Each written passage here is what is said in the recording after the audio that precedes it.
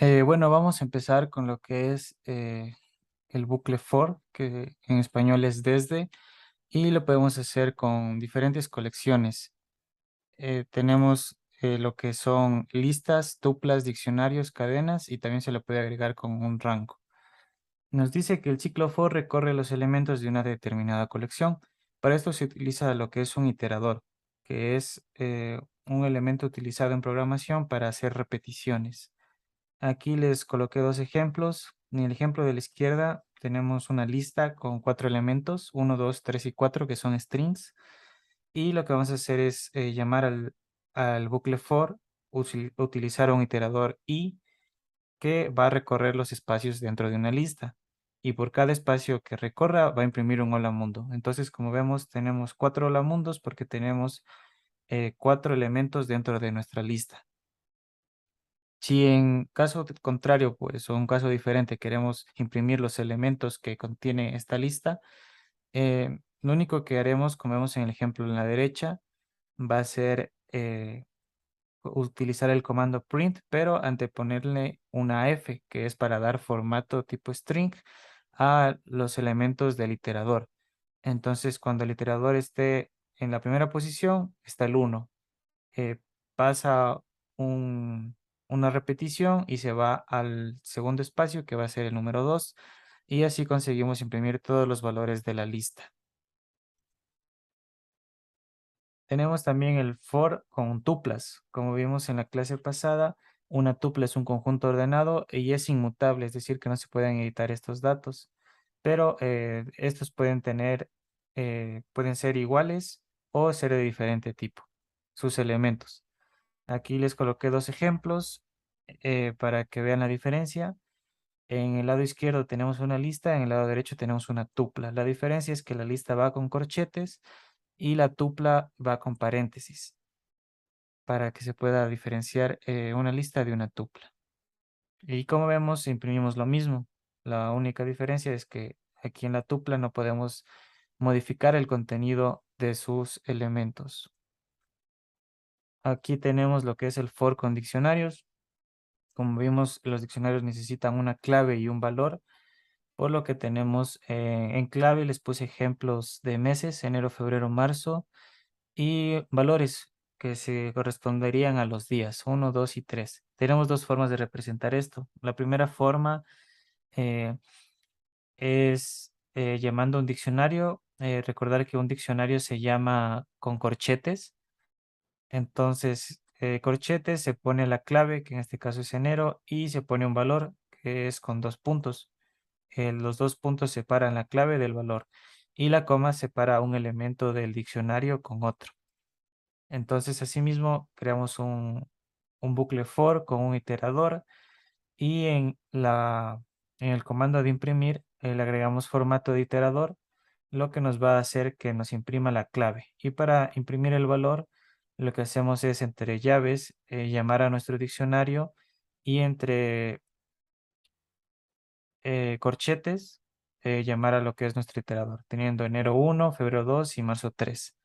Otra forma de hacerlo es dando variables, tanto la clave como el valor, como vemos en la forma 2, donde declaramos en el bucle for clave valor y decimos que estos van a estar contenidos dentro de nuestro diccionario con eh, un método llamado ítems. Entonces llamamos diccionario.ítems, va a hacer que tengamos los valores, podemos acceder a los valores o parámetros de nuestro diccionario.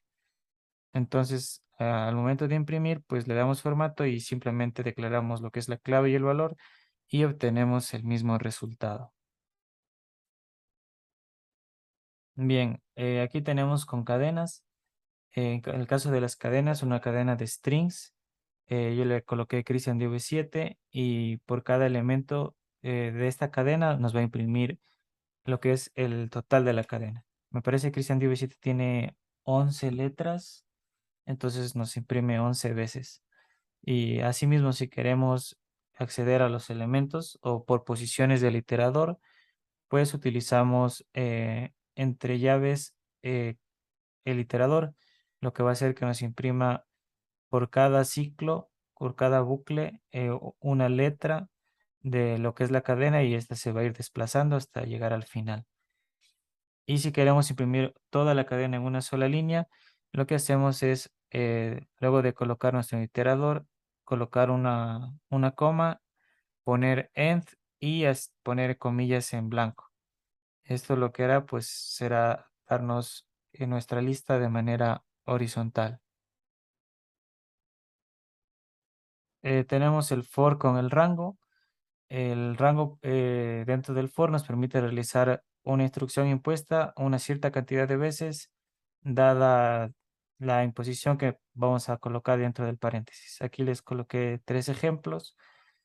Como vemos aquí, tenemos el range for nuestro iterador en un rango de 1 a 7, es decir, que se va a mover de 1 a 7 en lo que es nuestro bucle, por lo que vamos a imprimir, esto es una prueba 7 veces.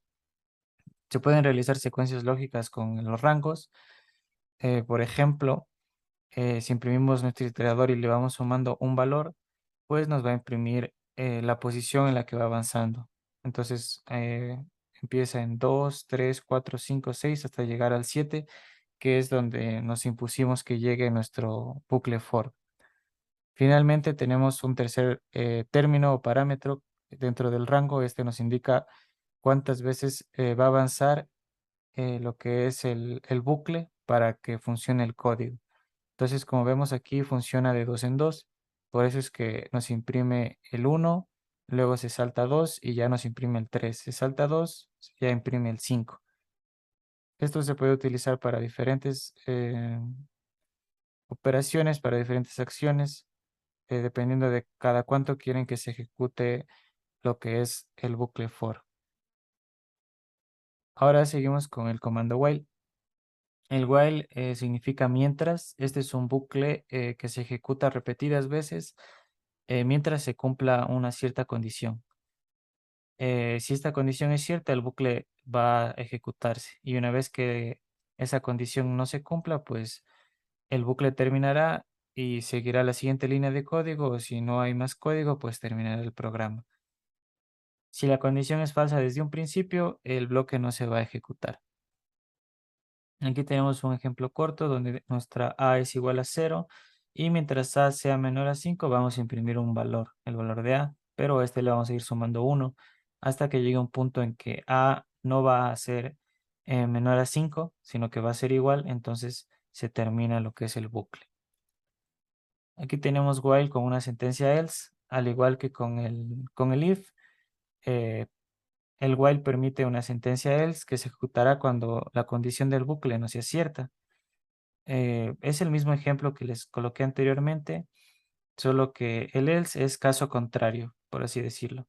Entonces, con el if teníamos, si esto se cumple, se hace esto. Caso contrario, en el else colocábamos otra instrucción. Entonces, aquí se va a imprimir el valor de A hasta que mientras A sea menor a 5.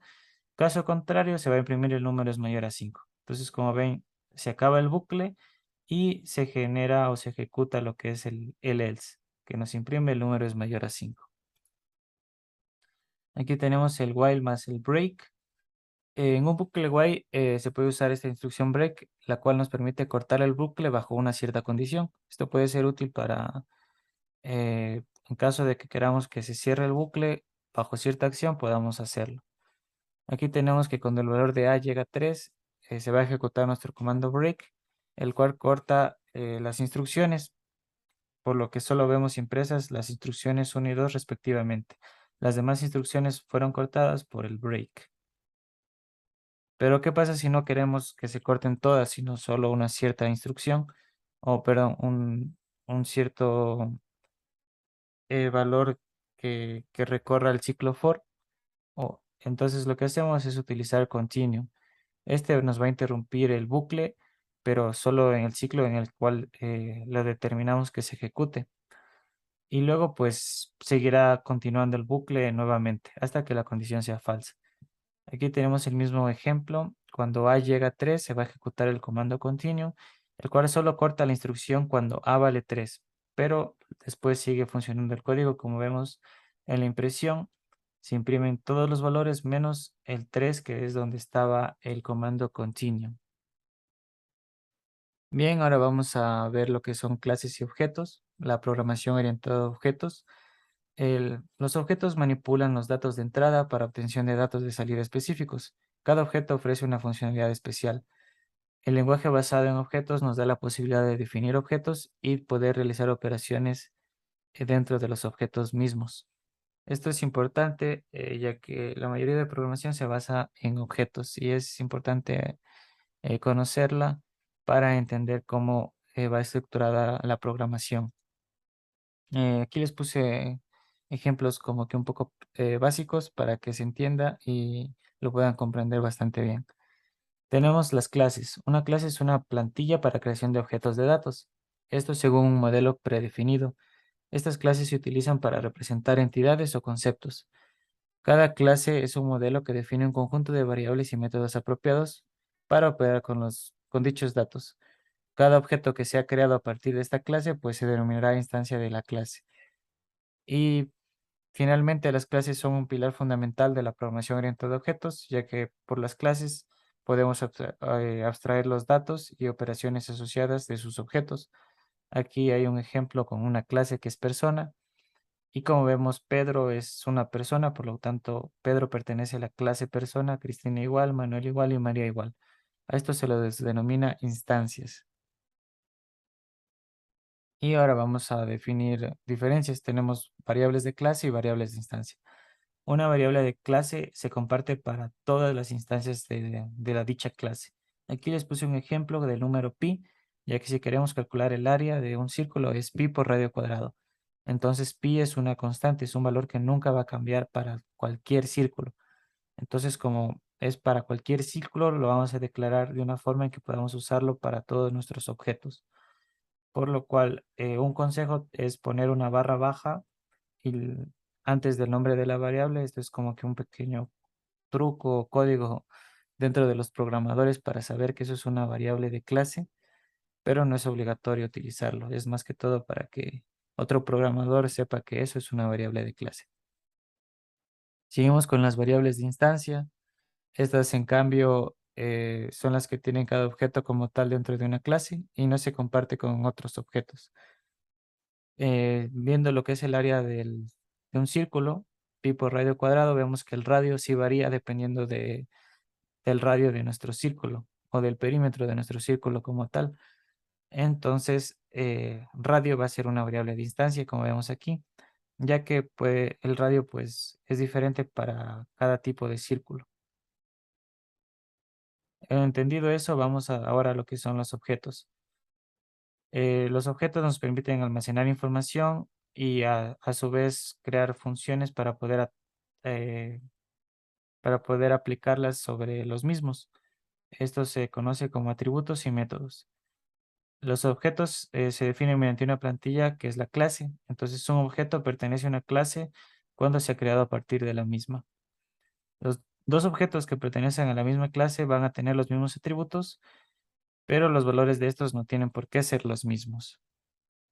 Y aquí tenemos objetos, atributos y métodos. A continuación les presento un ejemplo un poco sencillo para que se entienda mejor.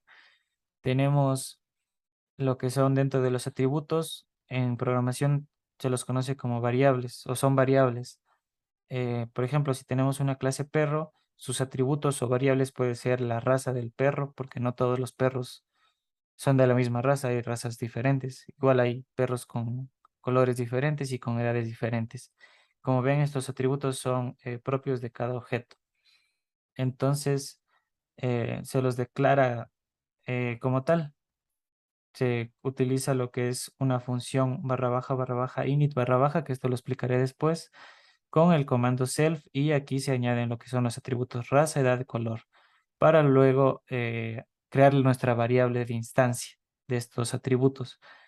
Se instancia de la siguiente forma: se pone self punto y se pone el atributo raza, va a ser igual a raza, con lo cual podemos agregar para cada perrito, podemos agregar tanto su raza como su edad y su color. Por otro lado, tenemos los métodos, los cuales en programación son funciones. Por ejemplo, si tenemos la clase perro, las funciones que tiene un perro puede ladrar, puede caminar, puede comer. Entonces, esto es para todos los perros en general. Todos los perros pueden ladrar, pueden caminar y pueden comer. Por lo que se crean funciones, por ejemplo, aquí se crea una función ladrar, donde se imprime un ladrido de un perro, y asimismo una función comer. Ahora un ejemplo mucho más explicado, sea más entendible por la parte de programación, creé una clase llamada celulares.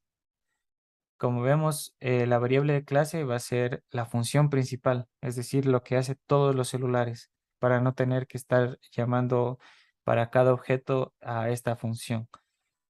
Entonces, la función principal de todos los celulares es realizar llamadas. Entonces, por eso lo pusimos como una variable de clase. Luego tenemos variables de instancias, donde van a ir lo que son los atributos, que son la marca, el almacenamiento y el precio. Asimismo, tenemos lo que son nuestros objetos, que en este caso son un Galaxy S7 y un iPhone X. Son los nombres que yo puse. Y para relacionar los objetos con las clases, lo que hacemos es poner el nombre del objeto que queramos. Eso podemos poner cualquier cualquier celular. Yo en este caso escogí estos dos y estos van a ser iguales a, ponemos la clase que es celulares y entre paréntesis le vamos a dar los atributos que nosotros nos impusimos, que es la marca para el Galaxy S7 Samsung, el almacenamiento 32 gigabytes y en el precio $150. Entonces esto igual para el iPhone X. Y luego tenemos los métodos o funciones. En este caso, creé dos funciones, una que diga que es Claro y otra que es Movistar. Y para llamarlas, lo que hacemos es poner el nombre de nuestro objeto, Galaxy S7 punto, y se llama la función entre paréntesis. Esto lo que va a hacer es que nuestro objeto va a hacer la función Claro. Pero si ponemos, por ejemplo, iPhone X punto Claro o punto Movistar, igual nos va a funcionar porque, como les digo, las funciones son para todos los objetos dentro de nuestra clase.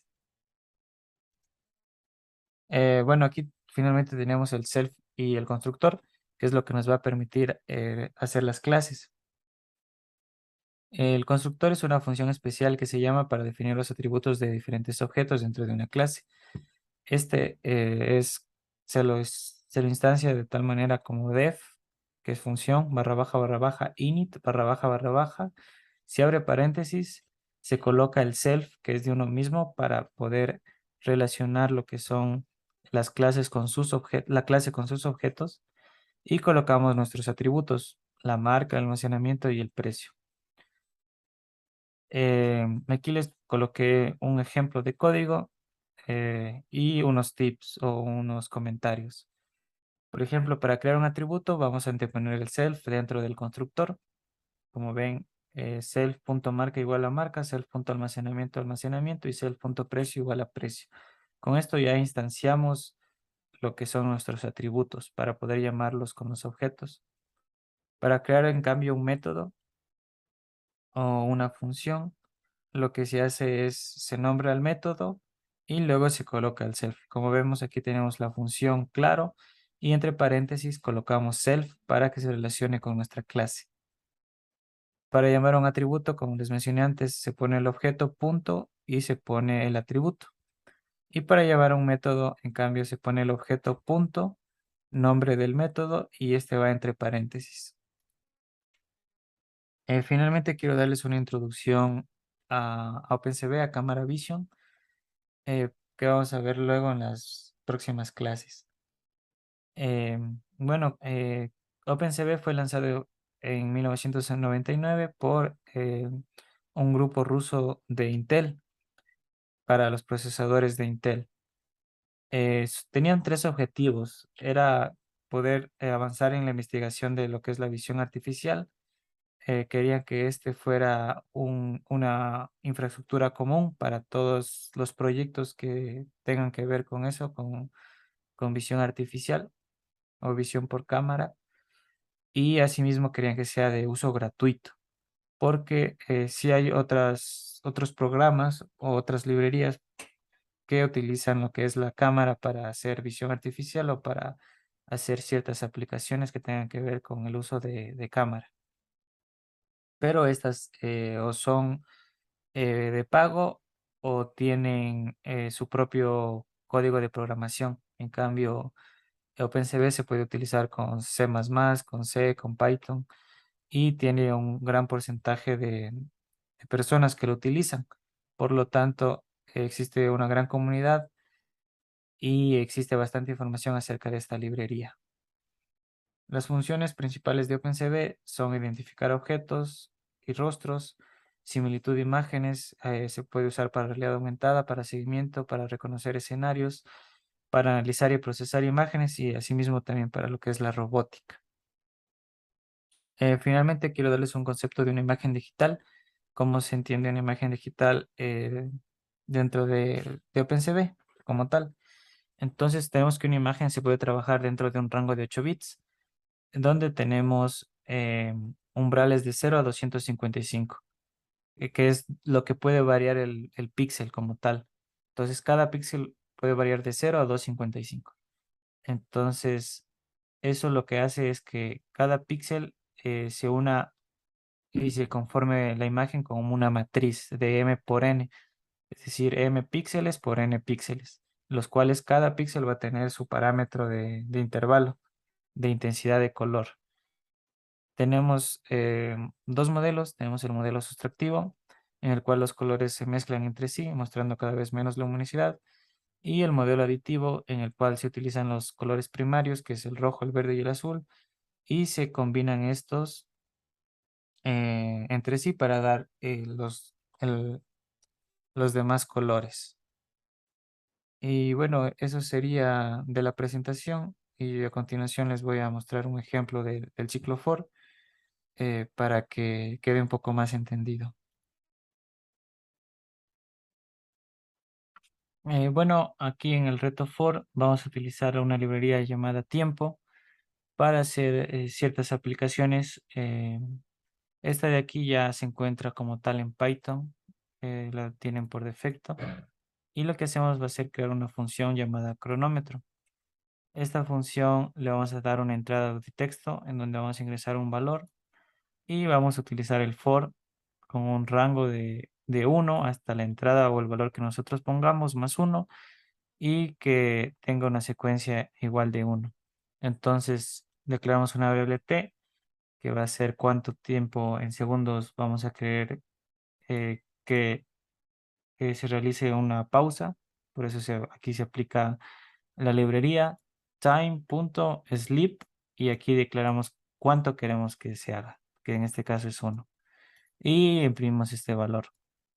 Para el temporizador es el caso contrario, queremos que desde un valor vaya bajando y llegue a 0. Para esto, lo único que cambiamos es que la entrada le vamos a restar -1 y vamos a imprimir entrada. Entonces, haciendo esto, vamos a hacer que si ingresamos 5, va a imprimir 5, luego 4, luego 3, luego 2, luego 1 y luego 0. Eh, Luego la otra función son números impares. Para obtener números impares, como vimos en las diapositivas, hay diferentes formas de hacerlo, pero la forma más fácil, como ven, tenemos solo 3 líneas de código, es utilizar que cada 2 veces ejecute lo que es la acción dentro del ciclo for, del bucle for. Entonces, con eso vamos a obtener los números impares. Otra función que tenemos es obtener el factorial. Para esto, pues vamos a primero instanciar a en un valor de 1 y vamos a pedir un valor de entrada por teclado. Entonces vamos a crear un ciclo for que va a ir desde 1 hasta una entrada más 1. Y para obtener el factorial de cualquier número que nosotros coloquemos por teclado, lo que vamos a hacer es que a va a ser igual al valor de a por la iteración. Y como la iteración va a ir desplazándose, vamos a poder obtener lo que es el factorial de cualquier número. Asimismo, les quise poner lo que es la parte de... Aquí no existen lo que son los switch o los menús como en Java. En Java existe el switch case, pero en Python no. Aquí lo que podemos ocupar son los diccionarios. Entonces, lo que hacemos aquí es hacer un diccionario como tal, donde uno va a ser cronómetro, la función cronómetro como tal, que lo tenemos aquí. Los dos va a ser los impares, 3 factorial, 4 salir, etcétera. Entonces, creamos un pequeño print con un menú para que se vea por consola, donde vamos a pedir qué opción queremos utilizar y de acuerdo a la opción, pues va a ir a la función. Aquí vamos a pedir ingrese una opción y también vamos a agregar a este diccionario, le vamos a agregar que en caso de que no se coloque un número, nos muestre un error, que es una función que vamos a colocar. Si colocan un número diferente a los que están dentro de nuestro diccionario, lo que va a hacer es decirnos que error, no seleccionaste una opción del menú. Y bueno, eso sería del ciclo for.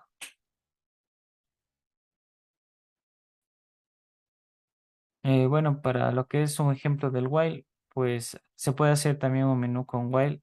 Como vemos aquí, cuando while es menor a 2, dependiendo de el valor que le demos, podemos hacer un menú. Entonces, aquí es un menú para comprar boletos de autobús, donde dependiendo del destino que nosotros elijamos, por ejemplo, cuando destino sea igual a 1, va a ser este bucle.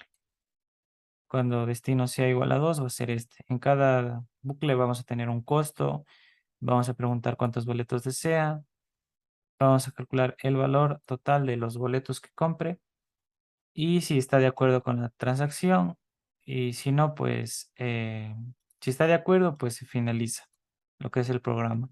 Si no está de acuerdo, se vuelve al menú principal. Esto lo hacemos como una entrada de texto.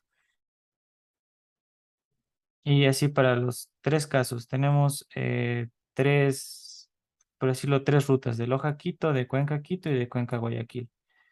La otra opción que tenemos es consultar los horarios. Para esto lo que hicimos fue crear una clase horarios donde nuestros objetos van a ser los destinos y los atributos va a ser la partida, la llegada y el precio. Haciendo de manera más eficiente colocar estos datos porque si no tendríamos que a cada destino ir colocándole manualmente la información y en caso de que queramos, por ejemplo, cambiar el precio, tendríamos que hacerlo manualmente. Y si son varios destinos, se nos va a complicar. En cambio, haciéndolo así, podemos directamente editar el atributo del objeto para posteriormente, en caso de que tengamos muchísimos más objetos. Para la clase o el reto de objetos, de clases y objetos, de programación orientada a objetos, esto va a ser de una base de vinos del Ecuador, donde creamos una clase que van a ser los sueldos, cuánto ganan las personas que trabajan aquí. Vamos a tener una variable de clase general para todos del bono y el bono de edad. Y vamos a crear los atributos de edad, el nombre y el cargo. Aquí declaramos nuestros objetos, que va a ser la persona 1, persona 2 y persona 3, eh, los cuales pues tenemos edad de 40, 70, 55. Sus nombres son Rodrigo, Pedro y Luis. Y el cargo de cada uno es operador, catador y gerente. Aquí creamos una bienvenida por consola y pedimos que ingrese el nombre del trabajador. Entonces, con condicionales if, si la entrada pues, es igual al nombre de Rodrigo, de Pedro, de Luis, va a mostrar su información, va a mostrar su sueldo y ya. Y en caso de que, por ejemplo, no sea ni Rodrigo, no sea ni Luis, ni sea Pedro, pues imprimirá que no se ha encontrado al trabajador en el registro. Estos son ejemplos prácticos que les quise mostrar para que más o menos vean cómo se puede aplicar lo que vimos en la clase de hoy. Esto igual se aplica a lo que vamos a ver después de Camera Vision, de OpenCV. Y bueno, chicos, espero les haya gustado la clase y cualquier cosa, pues pueden preguntar por el grupo de WhatsApp. Una buena noche.